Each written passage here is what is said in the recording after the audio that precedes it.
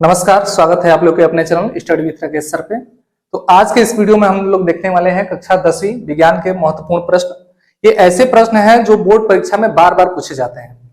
जितने प्रश्न आप लोग को मैं दिखा रहा हूं, सिर्फ इनको देखने से काम चलने वाला नहीं है, ठीक है ना।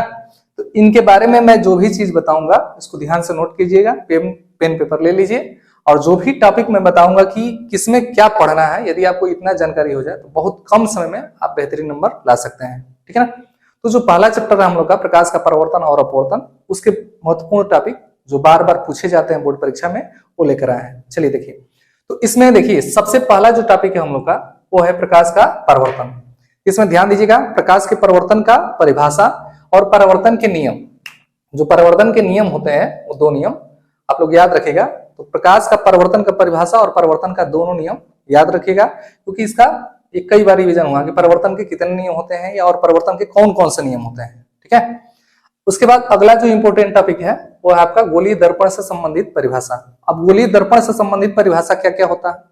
तो गोलीय दर्पण से संबंधित परिभाषा होता है, जैसे आप लोग वक्रता त्रिज्या के बारे में जानते होंगे, मुख्य अक्ष के बारे में जानते होंगे। वक्रता त्रिज्या हो गया, मुख्य अक्ष हो गया, फोकस दूरी हो गया, वक्रता केंद्र हो गया, फोकस तल हो गया। ये जितने आप परिभाषा सुन रहे हैं, जो भी हम टॉपिक बताएं, याद रखिए। गोलीय दर्पण से संबंधित परिभाषा में क्या क्या याद रखना है? मुख्य अक्ष, वक्रता केंद्र, ठीक है ना, वक्रता त्रिज्या, मुख्य फोकस, फोकस दूरी, ठीक है ना, उसके बाद फोकस तल। ये जितना हम परिभाषा बता रहे हैं, परिभाषा आप लोग याद रखिएगा। अति लघुत्तरीय प्रश्नों में ये पूछे जाते हैं, ठीक है ना। तो 1 नंबर के आपके प्रश्न आते हैं बोर्ड एग्जाम में, तो 1 नंबर वाले प्रश्नों में ये गोलीय दर्पण से संबंधित जो भी हम परिभाषा बता रहे हैं, ये बहुत ही इंपॉर्टेंट रोल निभाता है, ठीक है ना। उसके बाद अगला हम लोग का प्रश्न है फोकस दूरी तथा वक्रता त्रिज्या में संबंध। इधर से पहले हम जितना आपको टॉपिक बताए हैं, तो सोच लीजिए कि ये वाला जो टॉपिक है फोकस दूरी तथा वक्रता त्रिज्या में संबंध, आप लोग पढ़े होंगे F इक्वल टू होता है R/2, यानी फोकस दूरी जो होता है वक्रता त्रिज्या का आधा होता है।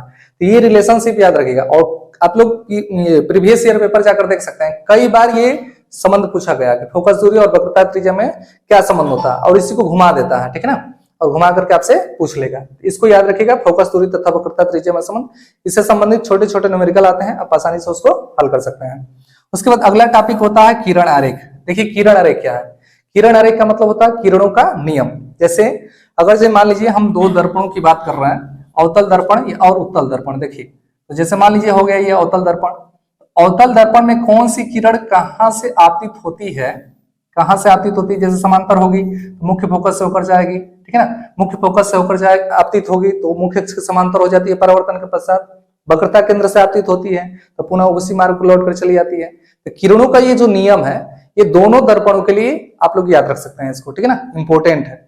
उसके बाद प्रतिबिंब की स्थिति, यानी दोनों दर्पणों में, अवतल दर्पण और उत्तल दर्पण, दोनों दर्पणों में कहां पर वस्तु को रखा जाता है, तो कहां पर प्रतिबिंब बनता है, इससे कंफर्म है आपका कि 3 नंबर का क्वेश्चन इससे पूछा जाता है, ठीक है ना। तो इसको याद रखिएगा, किरण आरेख और प्रतिबिंब की स्थिति, ठीक है ना।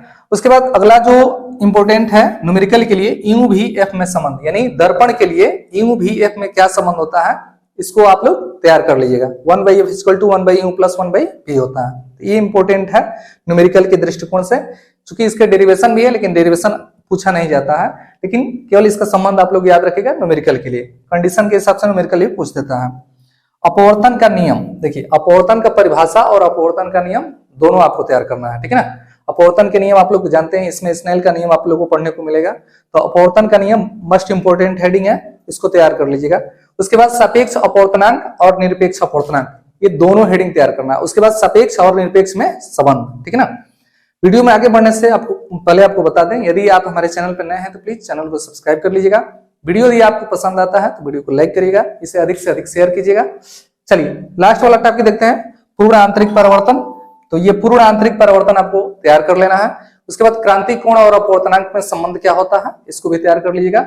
और इसमें जो सूत्र होता है N इक्वल टू C/V, इसका इस पे बहुत ज्यादा न्यूमेरिकल आता है, इस चीज को तैयार कर लीजिएगा, ठीक है ना। तो ये रहे पहला चैप्टर का जो भी महत्वपूर्ण टॉपिक है कक्षा 10वीं के लिए विज्ञान का, ये महत्वपूर्ण टॉपिक। यदि आपकी इच्छा होगी, यदि आप चाहते होंगे कि इसकी तैयारी हम शॉर्ट में एक ही वीडियो में करा दें, तो कमेंट में आप कह सकते हैं।